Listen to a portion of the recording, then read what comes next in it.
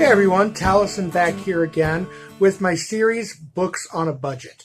Now I started this series because one of the most common questions I hear from people is, how do I get started? How do I get started in Wicca? How do I get started reading tarot? How do I get started studying the Kabbalah?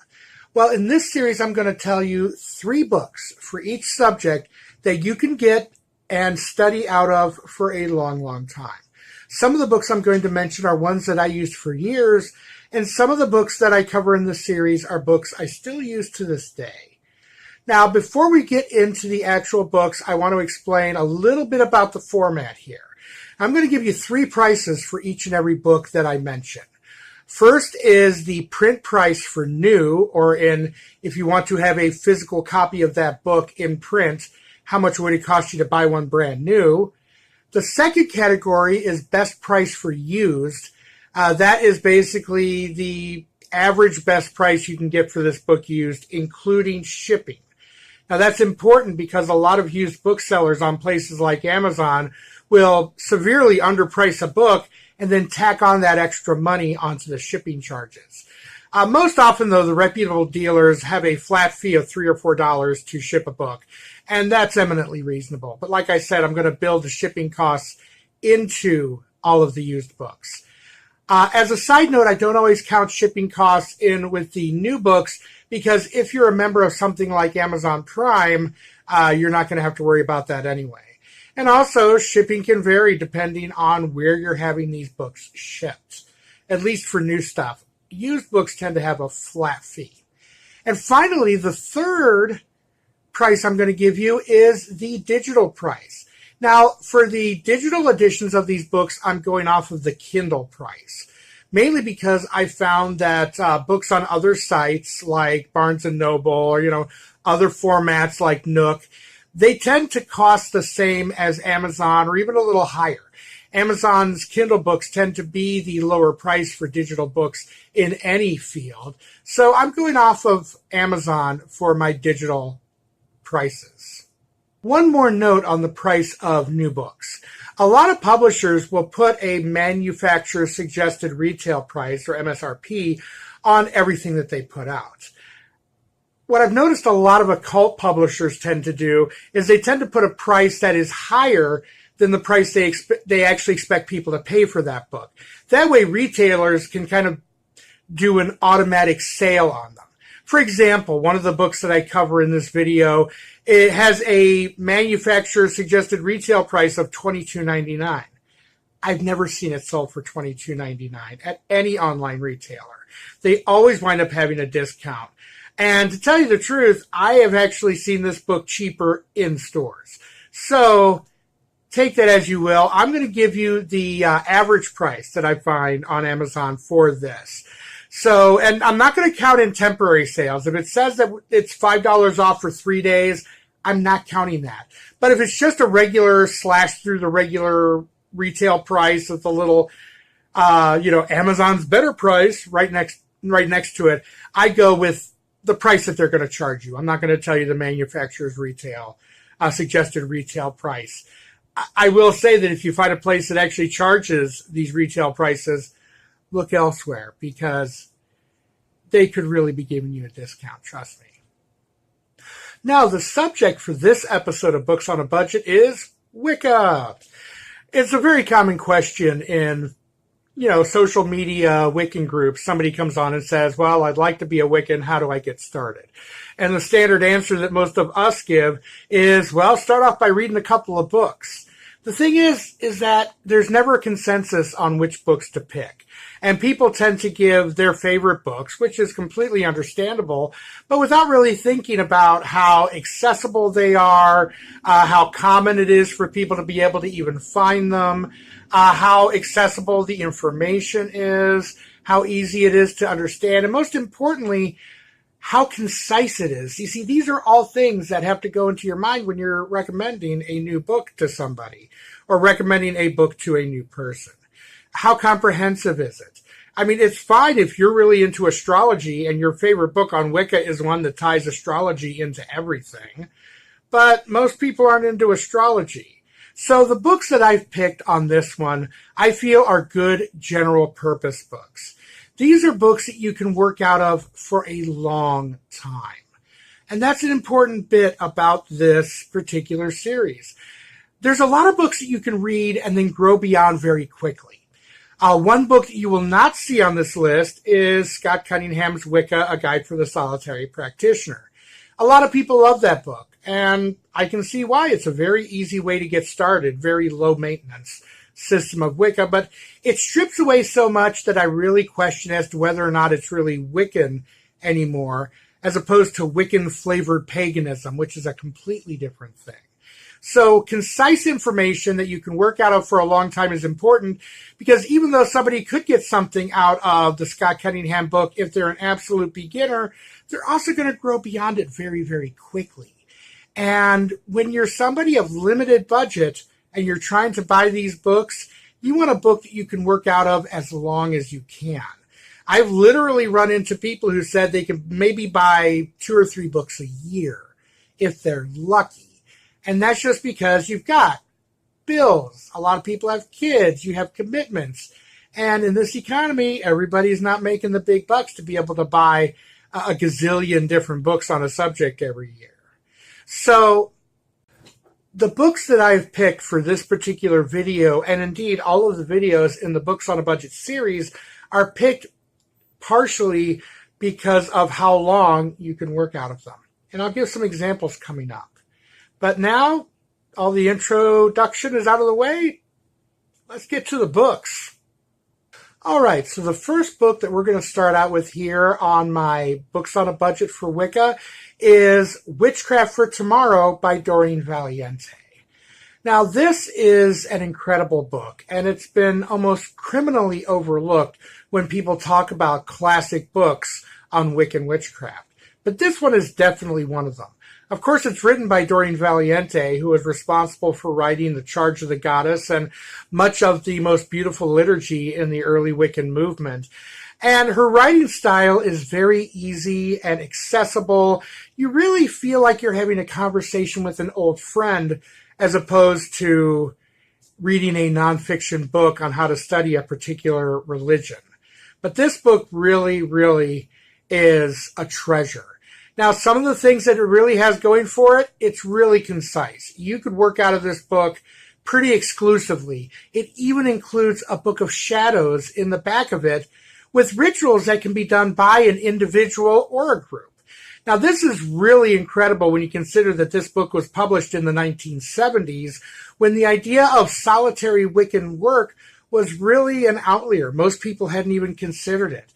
But Doreen, at the time, was practicing by herself. After she left Gerald Gardner's original coven, she bounced around from group to group for a while, but then found that working on her own was really just the way that gave her the most satisfaction and the least stress. So she was open to the idea of working by herself, and so she made a group of rituals that can easily be pulled off by a single person. That is important, especially when you consider that most people just getting going aren't going to be part of a group. They're going to be exploring things in their house, maybe even in their bedroom, under the covers with a flashlight, depending on the religious persuasion of the other people in the household. Doreen's work is so valued by the larger pagan community. Just the other day, I was watching a documentary about Wiccans that was produced in the 1980s, and the group that was doing the rite quoted a stanza from Doreen Valiente that is in this book. So it's been used in a lot of groups. At one point when my wife and I were coming up with outer court rituals for our coven so that we could train people on how to be Wiccans without giving them anything oath-bound, we used a lot out of this book to help with constructing these rituals.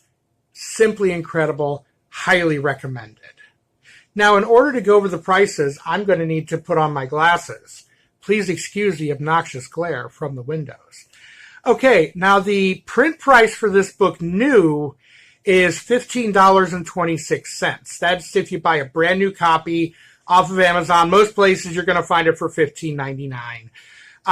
The best print price used I found with postage is $12.93. Not really a big difference, only a $3 difference.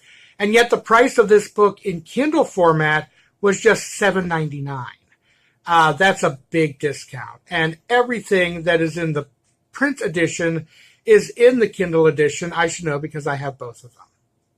All right, so now it's time to take these glasses back off, because trust me, when I look at these videos back, I hate to see the reflections of the window in my glasses as well. So I assume you do as well. You also hate them as well. Now on to the next book. Now the next book is controversial on multiple levels, but I can tell you that I personally have found no better book to work out of as an aspiring Wiccan. I got this book very early on in my Wiccan studies, and I used it pretty much for the next 5 or 6 years. It's that dense. There's that much in it. And that book is called A Witch's Bible, a complete handbook for witches. Now, it's not the Witch's Bible, it's A Witch's Bible. Because when Janet and Stewart put this out, in a new edition back in the 90s, they had to acknowledge that there's no one way for witches to do things. Now, A Witch's Bible is actually a compendium of 2 separate books, but those books are kind of difficult to get anymore. I don't know if they're in print in the US or in the UK as individual titles. That is why A Witch's Bible is such a great resource, because it has books you just can't get anywhere else. Those 2 books were 8 Sabbaths for Witches and The Witch's Way. Now, Janet Stewart Farrar started out in Alexander's original coven, and eventually they moved to Ireland after they reached their degree to start their own Wiccan coven there. And they had a Wiccan coven for the next 30 years. As a matter of fact, Janet Farrar and her new high priest, Gavin Bone, who's also her partner, have continued since Stewart's passing. And now they do a form of progressive witchcraft that really doesn't belong to a particular initiatory line or tradition. But this book was written by Janet and Stewart fairly early in their publishing careers. I was in the first 10 years. And the incredible thing about these books is that they were the first ones to do a couple of things. 8 Sabbaths for Witches was the first book written for modern witchcraft that had rituals for every single one of the 8 Sabbaths. See, that's something that was often skipped over in early books, even books that purported to teach you how to practice, like Doreen Valiente's Witchcraft for Tomorrow or Ray Buckland's The Tree, the complete book of Saxon witchcraft. They didn't always have clear-cut rituals for all of the holidays. In fact, a lot of books would just give a general holiday rite and tell you to plug in a couple of bits from that particular holiday in the appropriate spots.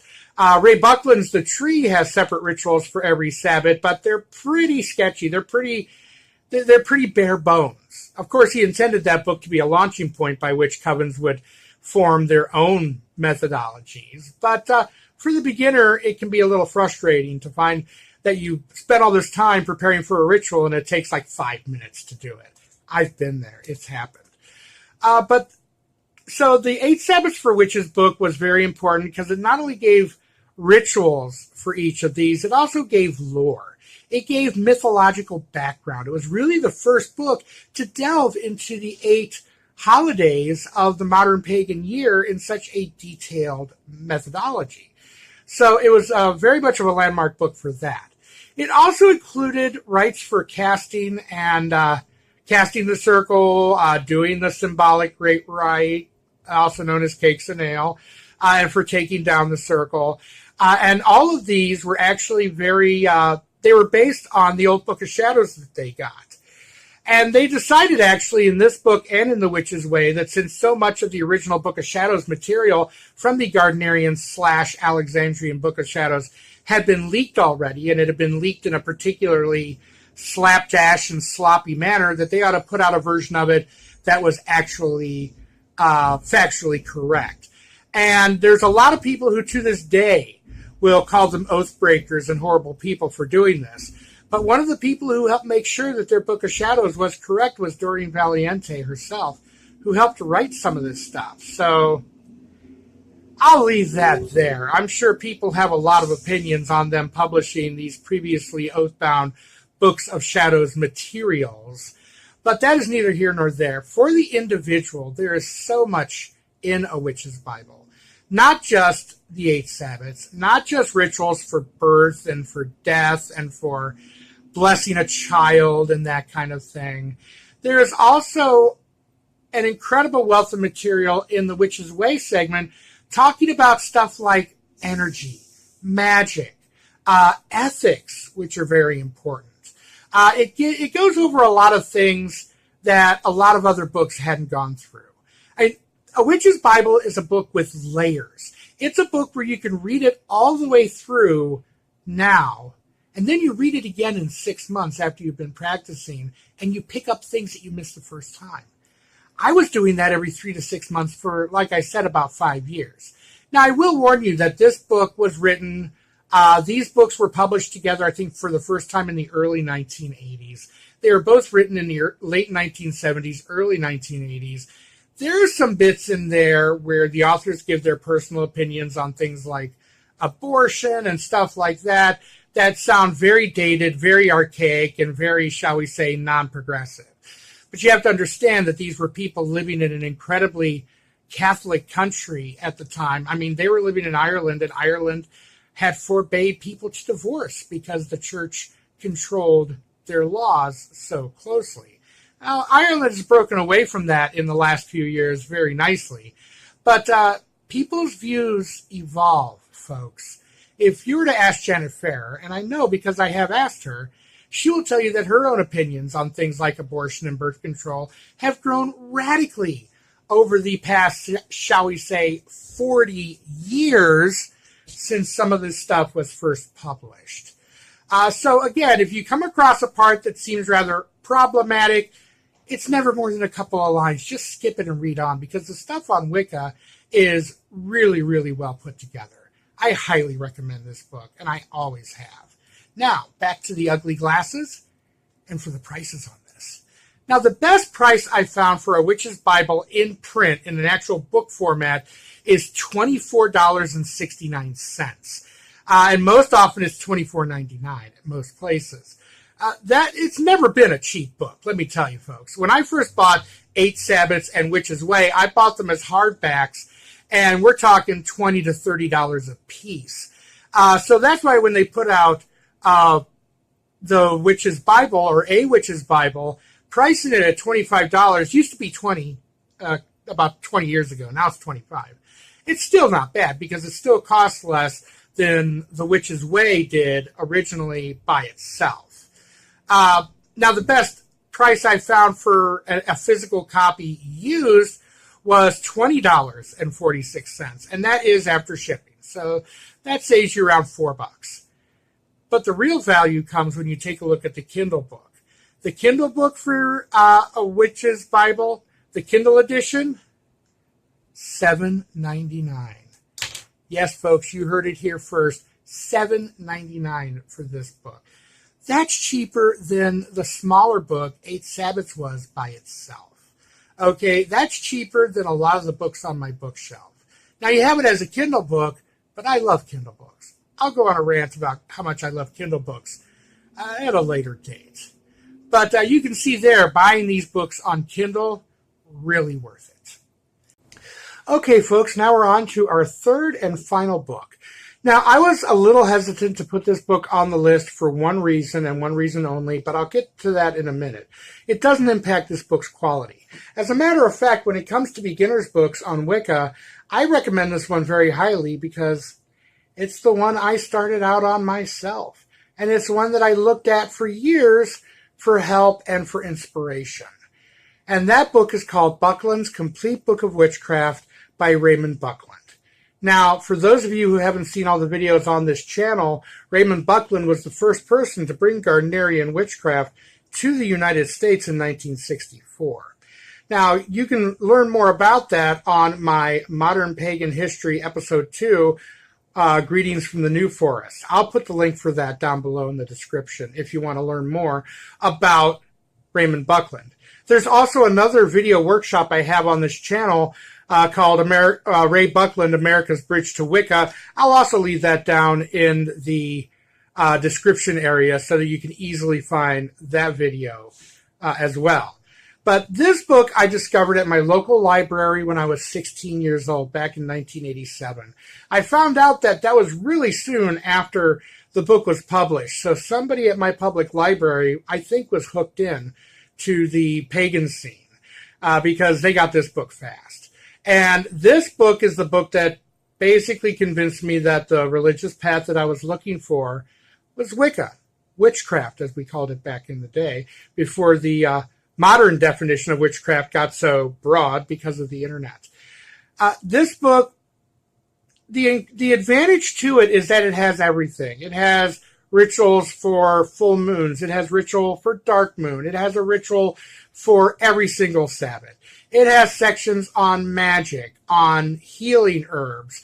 It has sections on psychic development. It has sections on so many things, so many subjects that witches are expected to be knowledgeable about, especially coming from a coven-based tradition like Ray did. He was trying really hard to come up with a book that would give people an introduction to the many facets of being a modern Wiccan. And I would say he mostly succeeded. Now, this is a beginner's book. Eventually, you're going to grow beyond individual sections of this book. But it's a great one to keep going back to as you go. Because let's say you start just focusing on the ritual stuff and you work on doing your moons and you work on doing your Sabbaths and all that kind of stuff. And then a year later you go, you know what? I should start learning about how to do healing. I should refine my energy techniques better. Maybe I should pick up a new form of magic. Maybe go from candle magic to cord magic or something like that. You can find basic introductory materials to all of it right there in this particular book. It's an incredible resource and one that I highly recommend to anybody who is starting out on their path. It's very easy to get through. It has a very nice and conversational style. Again, it makes you feel like you're having a conversation with a friend, much like Doreen's book. And Ray Buckland always had very good and concise ways of putting things. I've found I've used his definitions for things on more than one occasion, and you probably will too if you wind up reading this book. Okay, now it's time for the ugly glasses again. Well, the glasses aren't ugly. I think they're kind of dashing, but the reflections are pretty obnoxious. I'm going to talk about Buckland's Complete Book of Witchcraft. Now, the price you can find for it, new best price was $16.88. It's not bad. I mean, really, this is the book that retails for $22.99 that I mentioned in the introduction, by the way. And I've never seen it for $22.99. The most I've ever seen this book for sale for was $20, $19.99. Now, again, somebody out there may find somebody who is trying to soak their local pagan community by charging high prices, but I haven't seen it. So, but $16.88 isn't bad to get this book brand new. The best price I found on it used was about $12.56. That, again, includes shipping. That's not bad. And the Kindle price, though, it's $13.99. I'm sorry, $13.49. I was off by 50 cents.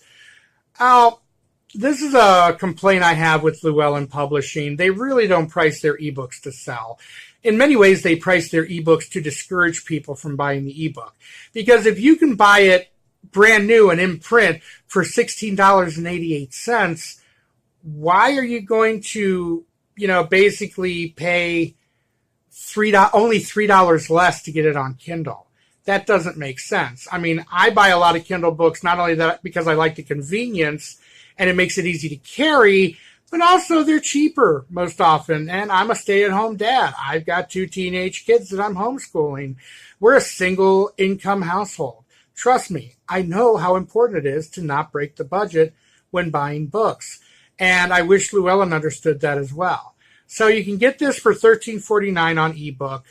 It's a wonderful ebook. I've seen it. It's very well formatted. I mean, very professional. Doesn't leave anything out, which is very nice because I've seen some editions of ebooks take out photos or take out entire sections sometimes. Those you kind of wonder who really had the rights for them. But the cost for the digital price on this is $13.49. Not my favorite, but again, if that $3 is the difference between you being able to buy this book and you not being able to buy this book, then the $3 savings is worth it. One of the things that the Buckland book here really did for me, though, was the recommended reading at the end of each chapter. You see, at the end of each chapter, Ray has set this up like a workbook. You've got quiz questions, and you've got different things you can write down. And then you also have a section of recommended books for further reading. These books are incredibly important, especially to me in my journey, because, I got Ray's book as the first book I ever got. But the reason I read stuff by people like Doreen Valiente and Jen and Stuart Fair is the fact that they were listed in some of the recommended reading sections at the end of the chapters of Buckland's Complete Book of Witchcraft. That's also how I read things like Aradia by Charles Leyland or any of Gerald Gardner's books. I read all of them because I found them in the recommended reading section of Buckland's Complete Book of Witchcraft. And that's been incredibly valuable. And I would recommend this book for the recommended reading, if nothing else. It's simply incredible. Okay, time to wrap it all up here, which is why I still got the ugly reflecty glasses on, because I've got to read some more numbers. Now, when you take a look at all three books, the price to get all three of them brand new on Amazon comes out to $56.83. Ouch. That can really be hard on a budget. Now, if you buy all three print books used, it's $45.95. That's good. That's a savings of almost $11. But if you get all three on Kindle, even with the Buckland book being priced a little high, the overall cost is $29.47. $29.47, folks. For just under $30, you can get these three books, and you can get them and work out of them for years. Believe me, I've worked out of these books for years. And some of these books I still go to when I have to do a public rite or something that's not taking place within my coven or within any sort of oath-bound tradition. I really go back to the Doreen book an awful lot. So, if you're going to buy one first, I'd say buy Doreen's first. But any one of these you can get first. Buckland's book is a great one to get first.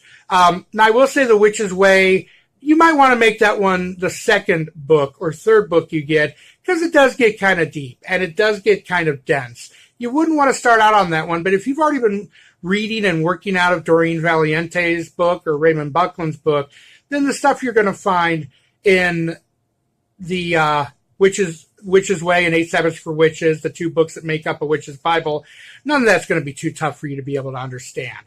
Just maybe it's a second stop or a third stop as opposed to the first.